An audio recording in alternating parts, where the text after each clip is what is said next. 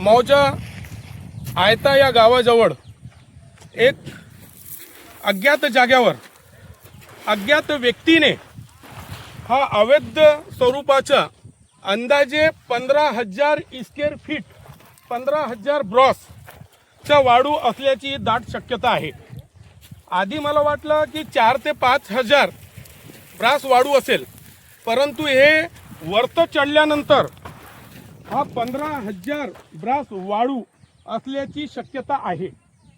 आणि हा एवढा मोठा वाळूचा साठा गोळा होत आहे आणि जिल्हाधिकारी आणि उपविभागीय अधिकारी आर्णी आणि तहसीलदार आर्णी ह्या अधिकाऱ्यांच्या आशीर्वादाशिवाय किंवा लक्ष्मी दर्शन घेतल्याशिवाय एवढा मोठा वाळूचा अवैध साठा अज्ञात व्यक्ती गोळा करून ठेवू शकत नाही।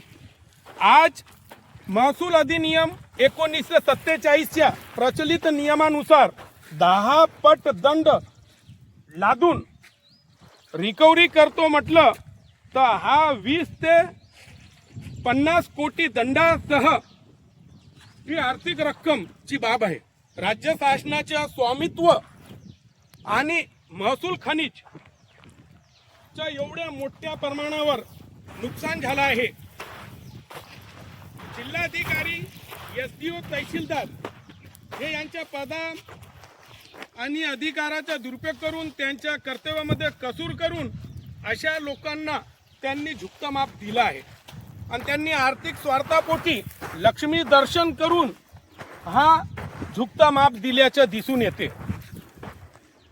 आम्ही मुख्यमंत्री साहेब देवेंद्रजी फडणवीस आणि मुख्य सचिव राज्य शासन मंत्रालय मुंबई यांच्याकडे आम्हाला तक्रार प्राप्त झाली होती। त्या तक्राराच्या आधारावर आम्ही त्यांच्याकडे पुराव्यानिशी तक्रार दाखल केली आहे।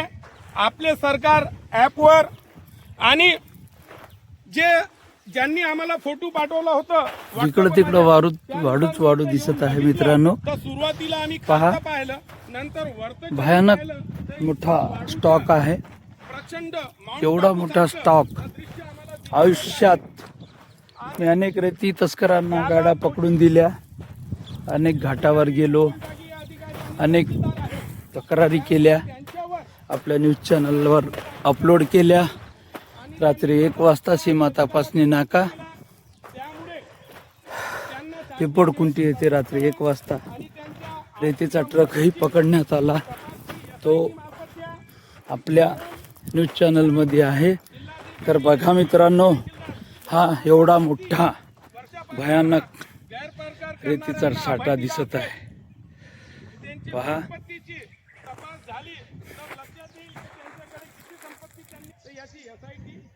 हे बघा मित्रांनो, हा जो रेतीचा साठा तुम्हाला दिसत आहे, हा हे बघा किती भयानक आहे हे दृश्य, किती भयानक आहे हे दृश्य। पहा, हे बघा, आपण सर्वात टॉपवर आलो आत्ता, सर्वात टॉपवर आहो मी आत्ता। तर बघा, रेतीचा साठा आयता तालुका आर्णी।